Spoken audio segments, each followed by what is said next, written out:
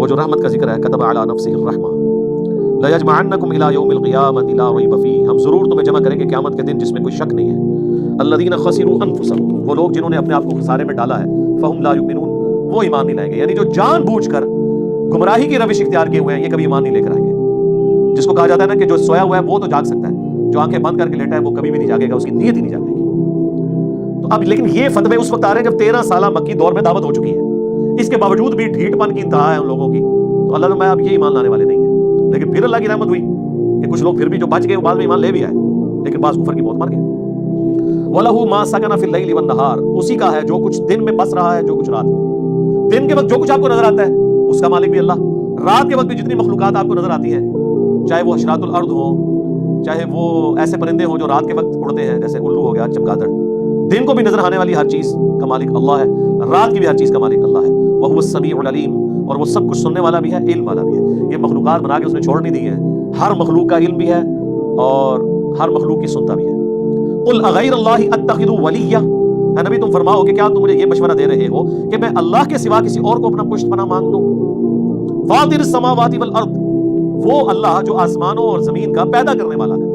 وَهُوَ يُطْعِمُ وَلَا يُطْعَمُ، جو سب کو کھلاتا ہے خود کچھ نہیں کھاتا، سب کو کھلاتا ہے اور خود کھانے کا محتاج نہیں ہے۔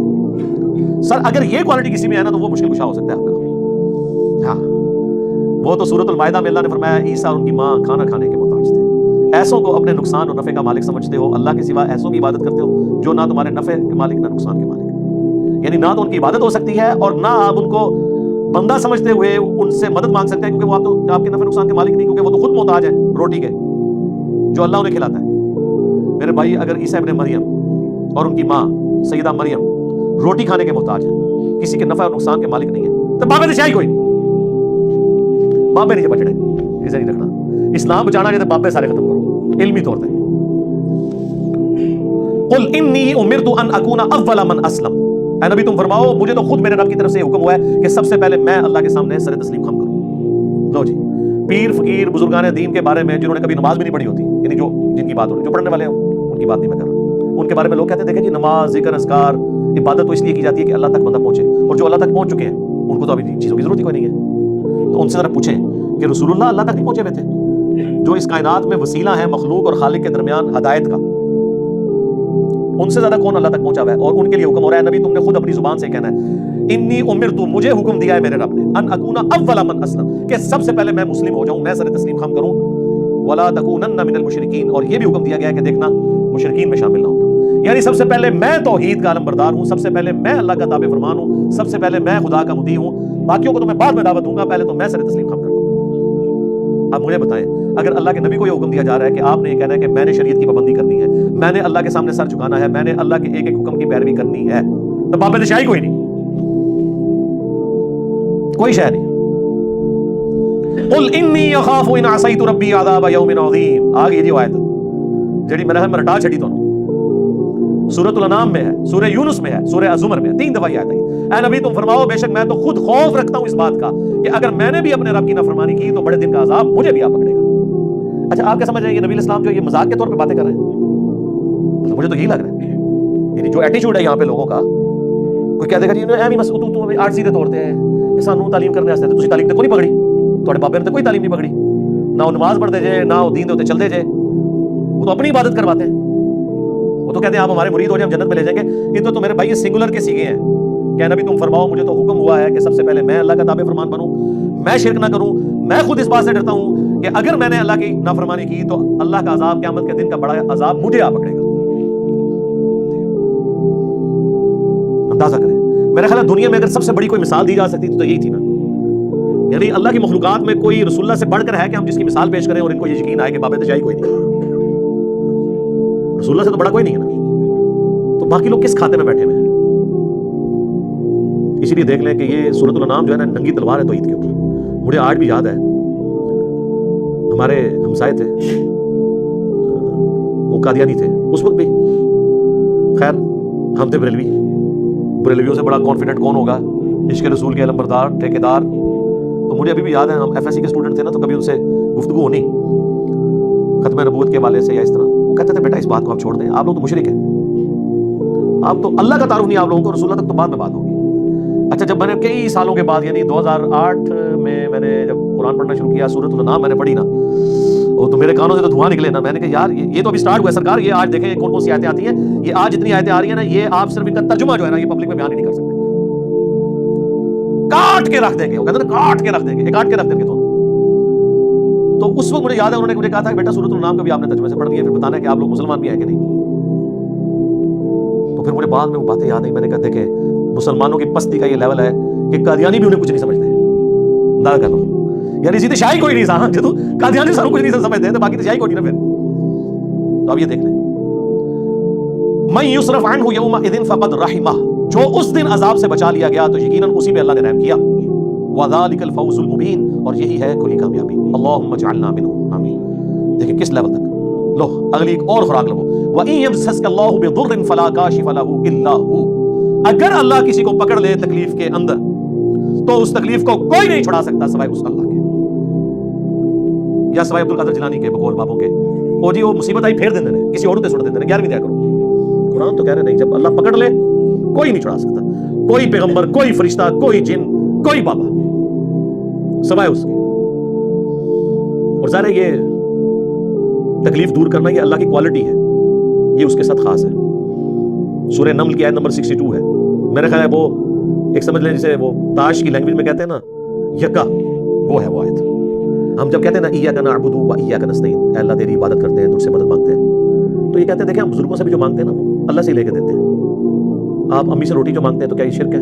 اس کا ہم ان کو جواب دیتے ہیں کہ میرے بھائی یہ تو اسباب ہیں، قرآن میں حکم ہے وتعاونوا علی البر والتقوى ولا تعاونوا علی الاثم والعدوان، نیکی اور پرہیزگاری کے کاموں میں ایک دوسرے کی مدد کرو، برائی میں الگ رہو. وہ کہتے ہیں ٹھیک ہے لیکن اب دیکھیں جو بزرگان دین ہے وہ بھی اللہ سے ہی لے کے دے رہے ہوتے ہیں، پیچھے اللہ ہی ہوتا ہے. اللہ نے پیچھے کر دو، ہاں کر دو پیچھے. اور اسی کہتے ہیں یار قرآن دی پیروی کرو، کہتے ہیں اصل میں ساڈے بزرگوں نے اماماں نے بھی قرآن دی دسیا پیچھے نبی الاسلام بھی نے، نبی بھی پیچھے اللہ بھی پیچھے، وہ منتظر پیچھے کے رہ گئے تھوڑے پلے.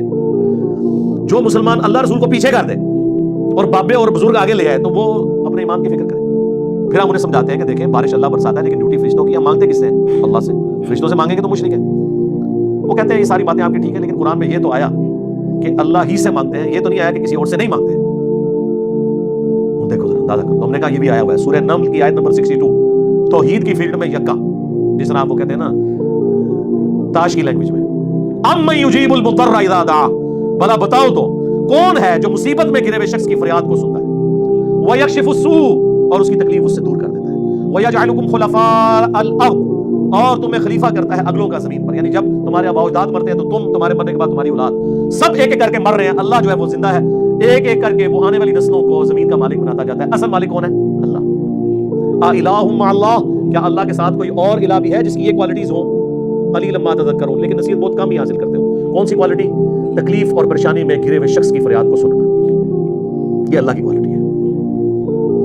تو یہاں پہ بھی آیا کہ اگر اللہ کسی کو پکڑ لے تکلیف کے ساتھ تو اسے کوئی دور نہیں کر سکتا سوائے اس کے. وَإِن يَمْسَسْكَ بِخَيْرٍ، اور اگر اللہ تعالیٰ کسی کے لیے خیر کا ارادہ کر لے، فَهُوَ عَلَىٰ كُلِّ شَيْءٍ قَدِيرٌ، تو اللہ تعالیٰ ہر چیز پر قادر ہے. اچھا یہی آیت سورہ یونس میں آئے گی، وہاں پھر آگے ساتھ آتا ہے وَإِن يَمْسَسْكَ بِخَيْرٍ فَلَا رَادَّ لِفَضْلِهِ، تو اللہ کے فضل کو کوئی ٹال نہیں سکتا اگر وہ ارادہ کر لے. یعنی اگر اللہ نے ارادہ کیا ہے تو میرے بھائی کوئی کچھ نہیں کسی کو نقصان پہنچا سکتا. اسی کو نبی الاسلام نے ٹرانسلیٹ کیا ہے، صحیح بخاری اور صحیح مسلم دونوں میں حدیث ہے. حضرت معاویہ رضی اللہ تعالیٰ عنہ نے مغیرہ ابن شعبہ کو خط لکھا کہ آپ کوئی ایسا وظیفہ مجھے بتائیں جو اللہ کے نبی سے آپ نے خود سنا ہو. تو انہوں نے کہا کہ نبی صلی اللہ علیہ وآلہ وسلم ہر فرض نماز کے بعد پڑھا کرتے تھے لا الہ الا اللہ وحدہ لا شریک لہ لہ الملک ولہ الحمد وہو علی کل شیء قدیر اللہم لا مانع لما اعطیت ولا معطی لما منعت ولا ينفع ذا الجد منک الجد. کہ اللہ جسے تو عطا کرے اسے کوئی چھین نہیں سکتا، جسے تو چھین لے اسے کوئی عطا نہیں کر سکتا، اور بڑے سے بڑے شخص کو اس کا منصب اور عہدہ کوئی فائدہ نہیں پہنچا سکتا. تو یہ دعا ہم پڑھتے ہیں فرض نماز کے بعد. وَهُوَ الْقَاهِرُ فَوْقَ عِبَادِهِ، اور وہ چھایا ہوا ہے اپنے بندوں کے اوپر، غالب ہے، یعنی چسک نہیں سکتا کوئی اس کی مرضی کے بغیر. وَهُوَ الْحَكِيمُ الْخَبِيرُ، اور وہی حکمت والا ہے اور خبر رکھنے والا ہے. قُلْ أَيُّ شَيْءٍ أَكْبَرُ شَهَادَةً، اے نبی ان سے فرماؤ بتاؤ سب سے بڑی شہادت کون سی ہو سکتی ہے؟ قُلِ اللَّهُ، تم فرماؤ اللہ کی شہادت. شہید بینی و بینکم، وہ گواہ ہے تمہارے اور میرے درمیان. یعنی مجھے کسی اور گواہی کی ضرورت نہیں ہے کہ میں اللہ کا پیغام تم تک پہنچا رہا ہوں، وہ دیکھ رہا ہے. تم اگر میری بات نہیں مان رہے ہو مجھے کوئی ٹینشن نہیں ہے، اللہ گواہ ہے کہ میں نے اپنا پیغام جو مجھے اللہ نے سپرد کیا تھا تم تک پہنچا دیا. وَأُوحِيَ إِلَيَّ هَذَا الْقُرْآنُ لِأُنذِرَكُمْ بِهِ وَمَنْ بَلَغَ, اور یہ بھی ان سے کہہ دو کہ اللہ نے مجھے قرآن وحی اس لیے کیا ہے تاکہ اس کے ذریعے میں تمہیں بھی ڈر سناؤں اور جس تک بھی یہ کتاب پہنچ جائے. یہ وہی آیت جو ہم نے سینکڑوں دفعہ یہاں پہ تلاوت کی ہے, سورۃ الانعام آیت نمبر 19. اسی میں میرا ریسرچ پیپر ہے امام الانبیاء کی دعوت قرآن, اس کے ٹائٹل بھی آیت لکھی ہوئی ہے, ریسرچ پیپر نمبر 4. تم فرماؤ قرآن مجھے اس لیے وحی کیا گیا تاکہ اس کے ذریعے میں تمہیں ڈر سناؤں. اچھا مجھے بتائیں, اگر اللہ کے نبی جن کی پرائمری رسپانسبلٹی تھی کہ انہوں نے قرآن کے ذریعے لوگوں کو آخرت کا ڈر سنانا ہے, اللہ کی طرف مائل کرنا ہے, تو اس کا مطلب ہے کہ اس سے بیسٹ سلیبس تو کوئی نہیں ہو سکتا. رسول اللہ سے بڑا ٹیچر کوئی نہیں صلی اللہ علیہ وآلہ وسلم, قرآن سے بہترین سلیبس ہی کوئی نہیں ہے. تو یہ بابوں نے اپنی کتابیں لکھ کے امت کو کیوں تھمائی ہوئی ہیں, ان سے ذرا پوچھیں. اور حکم یہ ہو رہا ہے کہ اے نبی تم نے بھی اس قرآن کے ذریعے تبلیغ کرنی ہے اور جس تک بھی پہنچے. قرآن پہنچا. اَإِنَّكُمْ لَتَشْهَدُونَ أَنَّ مَعَ اللَّهِ آلِهَةً أُخْرَى, کیا تم اس بات کے اوپر گواہی دیتے ہو کہ اللہ کے ساتھ کوئی اور الہ بھی ہے؟ قُلْ لَا أَشْهَدُ, اے نبی تم فرماؤ میں تو اس طرح کی کوئی گواہی نہیں دیتا. قُلْ إِنَّمَا هُوَ إِلَٰهٌ وَاحِدٌ, اے نبی تم فرماؤ کہ وہ تو نہیں ہے مگر اکیلا یکتا الہ معبود. وَإِنَّنِي بَرِيءٌ مِّمَّا تُشْرِكُونَ, اور میں اعلان برات کرتا ہوں ہر اس ہستی سے جسے تم اللہ کے ساتھ شریک ٹھہراتے ہو. الَّذِينَ آتَيْنَاهُمُ الْكِتَابَ, وہ لوگ جنہیں کتاب دی گئی ہے, يَعْرِفُونَهُ كَمَا يَعْرِفُونَ أَبْنَاءَهُمْ, وہ رسول اللہ کو اس طرح پہچانتے ہیں جس طرح اپنے بیٹوں کو. یعنی یہودیوں کے بارے میں جنہیں کتاب دی گئی تھی ان کی کتابوں میں نبی اسلام کی پروفیسیز موجود تھیں. میں نے قرآن کے تعارف میں بھی تورات اور انجیل کی آیات ٹیمپرڈ فارم میں بھی آج جو موجود ہے بائبل وہ پیش کی تھی کہ نبی اسلام کے بارے میں پروفیسیز موجود ہیں, اور اللہ نے اس کو بیان کیا. یہ اس طرح پہچانتے ہیں جس طرح اپنی اولاد کو پہچانا جاتا ہے کہ یہ وہی پیغمبر آخر الزمان ہے جن کی پروفیسیز ہماری کتابوں میں موجود تھی. لیکن پھر کیا ہوا؟ الذین خسروا انفسهم فهم لا یؤمنون, جن لوگوں نے اپنے آپ کو خود خسارے میں ڈالا ہوا ہے تو وہ اب کبھی ایمان نہیں لے کے آئیں گے. انہوں نے طے کر لیا, اپنے بات نہیں مانی, دیٹس آل. تو اللہ نے انہیں زبردستی کیوں ہدایت دینی ہے؟ سوئے ہوئے شخص کو تو جگایا جا سکتا ہے, جو آنکھیں بند کر کے لیٹا ہوا ہے اس کو جگانے کی کیا ضرورت ہے؟ اللہ غیرت مند ہے. اللہ آپ سے بھیک نہیں مانگتا کہ آپ اللہ کو مانیں. یہ ذہن میں رکھیے, اللہ بہت بے پرواہ ہے. پیغمبر تو پھر بھی تھوڑا ٹالریٹ کر جاتے تھے نا کہ چلو بات نہیں قبول کی, پھر چلے گئے, تیسری بار چلے گئے. ایون اللہ تعالیٰ نے ڈانٹا بھی, عتاب بھی فرمایا, تب بھی چلے گئے امت پہ شفقت کی خاطر. ورنہ تو قرآن بار بار نہ کہتا کہ اپنے آپ کو ہلاک کر لو گے, ایک دفعہ ہی اللہ کا کہنا کافی تھا نا بھائی حضور. اس چیز کو حتیٰ کہ آپ دیکھ لیں بخاری مسلم میں آتا ہے, عبداللہ ابن ابی کا جنازہ پڑھانے کے لیے جانے لگے, حضرت عمر سامنے کھڑے ہو گئے. بعد میں کہتے ہیں میں بڑا پریشان ہوا کہ میں نے اتنی ضرورت کیوں کی, کہ یا رسول اللہ آپ کو تو اللہ نے منع کیا ہوا ہے. حضور نے وہاں بھی تعویل کر لی کہ بھائی حضور اللہ نے مجھے کہا ہے کہ چاہے تم ان کے لیے مغفرت مانگو یا نہ مانگو میں انہیں بخشوں گا نہیں. تو اللہ نے کہا کہ مانگو یا نہ مانگو تو میں ٹرائی مار کے دیکھ لیتا ہوں. شفقت کا پہلو تھا. ادروائز جو حضرت عمر سمجھے تھے وہ صحیح تھا. عربی لنگوسٹک میں یہی کہا جاتا ہے کر لے جو کچھ کرنا, میں نہیں مانگنی, تو اس کا مطلب یہ ہوتا ہے کہ کرنے کی ضرورت نہیں. لیکن حضور اس کی بھی پلی لی. پھر اللہ نے اس سے بھی واضح الفاظ میں کہا کہ نہ تو آپ نے کسی منافق کا جنازہ پڑھنا ہے, نہ اس کی قبر پہ کھڑا ہونا ہے. یہ بار بار حضور کی شفقت کا پہلو تھا. رحمت للعالمین ہونے صفت رحمت غالب ہوتی تھی. اللہ تعالیٰ بھی رحم فرمانے والا ہے, لیکن اللہ کی جو بے پرواہی والی صفت ہے نا, یہ سب سے بڑی الارمنگ چیز ہے انسان کے لیے, جس سے ہر وقت ڈرنا چاہیے. اللہم من احییتہ منا فاحیہ علی الاسلام ومن توفیتہ منا فتوفہ علی الایمان آمین. ومن اظلم ممن افترى علی اللہ کذبا, اس سے بڑھ کر ظالم کون ہو سکتا ہے جو اللہ پر جھوٹ باندھے, یعنی وہ پیغمبر نہ ہو اور وہ یہ کلیم کرے کہ میں اللہ کا پیغمبر ہوں, مجھ پہ وحی نازل ہوتی ہے. اس سے بڑا ظالم شخص کوئی نہیں ہو سکتا روئے عرض میں. اب یہ بات سمجھانے کے لیے ہو رہی ہے, یعنی یہودیوں سے کافروں سے کہا جا رہا ہے کہ بالفرض اگر رسول اللہ نے اللہ پہ جھوٹ باندھا ہے تو سب سے بڑی ظالم پھر آپ کی شخصیت ہوگی, لیکن ایسا ہے نہیں ہے. او کذب بآیاتی, لیکن یہ بات یاد رکھنا کہ اگر یہ اللہ کے پیغمبر ہیں تو پھر سب سے بڑا ظالم کون ہوگا جو اللہ کی آیات کو جھٹلائے گا. اور دوسری بات ہی درست ہے رسول اللہ کے کیس میں, یعنی اللہ تعالیٰ نے نبی علیہ السلام کو سینٹرڈ کر کے اس گناہ کی سنگینی بتائی کہ اس پلانٹ ارتھ پہ سب سے بڑا جرم یہ ہے کہ کوئی دعویٰ نبوت کرے اور وہ اللہ کا پیغمبر نہ ہو. یہ کتنا بڑا جرم ہے, اللہ پہ جھوٹ باندھ رہے. اور اس کو وائس ورسا کر لو کہ اگر وہ پیغمبر ہے اور تم اسے نہیں مان رہے ہو تو یہ بھی اسی لیول کا بڑا جرم ہے. انہ لا یفلح الظالمون, بے شک جو ظالم لوگ ہیں, جو ہٹ دھرمی پہ اترے ہوئے ہیں, حق بات سے اناد کرنے والے ہیں, وہ کبھی بھی فلاح نہیں پائیں گے. وَيَوْمَ نَحْشُرُهُمْ جَمِيعًا, اور قیامت کے دن ان سب لوگوں کو ہم اکٹھا کریں گے. ثُمَّ نَقُولُ لِلَّذِينَ أَشْرَكُوا, پھر ہم کہیں گے ان سے جو شرک کیا کرتے تھے, أَيْنَ شُرَكَاؤُكُمُ الَّذِينَ كُنتُمْ تَزْعُمُونَ, کہاں ہیں بھائی تمہارے شریک جن کے بارے میں تمہیں بڑا زوم تھا تمہیں بچا لیں گے اللہ کے مقابلے پر. یہ آیات آپ پیش کریں گے یار بتوں کے بارے میں جی, اچھا جی بتوں کے بارے میں جو یقین رکھے کہ وہ اللہ کے مقابلے پہ چھڑا لیں گے وہ تو ہے کافر. اور جو پیغمبروں کے بارے میں, فرشتوں کے بارے میں, جنات کے بارے میں, مرے ہوئے لوگوں کے بارے میں یقین رکھے کہ وہ دھون سے اللہ سے چھڑا لیں گے, وہ مومن کامل ہو جائیں گے. وہ ان سے بڑے مجرم ہوں گے کہ اللہ کو مان کر بھی شرک کر رہے ہیں. ثم لم تکن فتنتهم الا ان قالوا، تو اس کے جواب میں ان کے پاس کوئی اور جواب نہیں ہوگا سوائے اس کے کہ وہ کہیں گے واللہ ربنا ما کننا مشرکین، واللہ اللہ کی قسم اے ہمارے رب ہم نے تو کبھی زندگی میں شرک کیا ہی نہیں تھا۔ لو جی بابے فارغ خود ہی بابے تو منکر ہو جان گے، وہ کہیں گے جی اللہ کیڑے بابے نکال کر ہمیں پتہ ہی نہیں ہے، اسی کدی شرک کیا ہی نہیں دنیا میں۔ انظر کیف کذبوا علی انفسہم، اللہ کہہ رہا دیکھو ذرا کس طرح اپنے بارے میں خود ہی جھوٹ بول رہے ہیں، اپنے آپ کو ہی جھٹلا دیا ہے، اپنے اس عقیدے کے منکر ہو گئے ہیں جو عقیدہ کل تک کناروں میں لگایا کرتے تھے۔ وضل عنہم ما كانوا يفترون، اور ان سے جاتا رہا وہ چیز جو دنیا میں یہ جھوٹے عقیدے افترا بازیاں کیا کرتے تھے، آج سب کچھ غائب ہو گیا۔ اسی کو کہا جاتا ہے نا ہاتھوں کے طوطے اڑ گئے، جس چیز پہ ان کو ناز تھا، جس پہ تکیہ تھا، ختم۔ ومنہم من یستمع الیک، اے نبی ان میں ایسے لوگ بھی ہیں جو غور سے آپ کی بات سنتے ہیں بظاہر، وجعلنا علی قلوبہم اکنہ، لیکن ہم نے ان کے دلوں کے اوپر پردے ڈال دیے، ان یفقہوا، کہ آپ کی بات کو سمجھ سکیں، وفی آذانہم وقرا، اور ان کے کانوں میں ہم نے گرانی ڈال دی، آپ کی باتیں انہیں بوجھل لگتی ہیں۔ آج بھی آپ دیکھ لیں جو لوگ شرک میں مبتلا ہیں، آپ توحید کے اوپر آیات پڑھیں تو دیکھیں کاٹ کھانے کو دوڑتے ہیں وہ، جب پیغمبر سے ان کے بڑوں نے نہیں سنی تو یہ ہم سے کب سنیں گے پیغمبر کی بات؟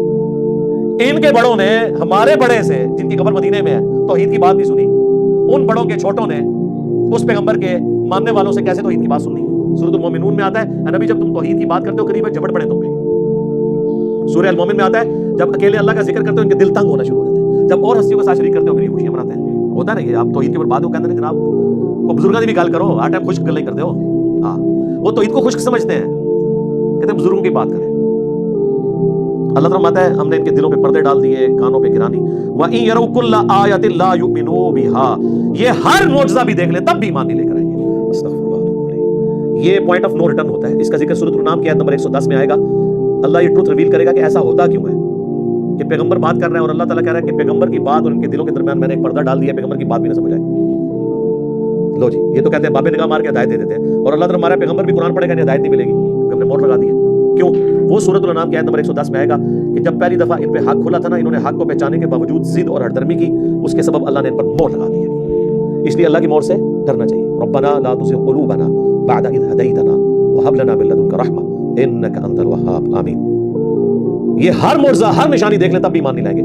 حتی اذا جاؤک، یہاں تک کہ جب یہ آپ کے پاس آتے ہیں، یجادلونک یقول الذین کفروا ان ھذا الا اساطیر الاولین، تو یہ جھگڑتے ہی ہیں آپ کے ساتھ، صرف حجت بازی کرتے ہیں، اور پھر الٹیمیٹلی ان کے پاس یہی مانا ہوتا ہے یہ تو اگلے لوگوں کی کہانیاں ہیں، یعنی آپ جو اگلے پیغمبروں کے واقعات سناتے ہیں، ان کی قوموں کا ذکر کرتے ہیں، یہ ایک سٹوریاں تھیں، ان کا حقیقت سے کوئی تعلق نہیں ہے، نعوذ باللہ۔ وہم ینہون عن، اور وہ روکتے ہیں لوگوں کو اس حق کی دعوت قبول کرنے سے، وینہون عن، اور خود بھی دور بھاگتے ہیں قرآن کی دعوت سے۔ وَإِن يُهْلِكُونَ إِلَّا أَنفُسَهُمْ وَمَا يَشْعُرُونَ، اتنی باتیں سن کے کسی کے دماغ میں یہ بھی آ سکتا تھا کہ اللہ کو بڑی ٹینشن ہوگی کہ لوگ ایمان نہیں قبول کر رہے۔ اللہ تعالیٰ فرما رہا ہے کہ یہ ہلاکت میں تو نہیں ڈال رہے مگر اپنے آپ کو، اور انہیں یہ شعور بھی نہیں ہے کہ اپنا بیڑا غرق کر رہے ہیں۔ بھئی اللہ کوئی آپ سے ہدایت کی بھیک مانگتا ہے کہ آپ لوگ اللہ کو مانو؟ زمین و آسمان کی ساری مخلوقات مل کے شرک کرنا شروع کر دے بفرض محال، اللہ کی شان میں کوئی کمی نہیں آئے گی۔ زمین و آسمان کی ساری مخلوقات مل کے ابو بکر عمر عثمان علی بھی بن جائے، اللہ کی شان کو بڑھا نہیں سکتے، اللہ تو بے پرواہ ہے۔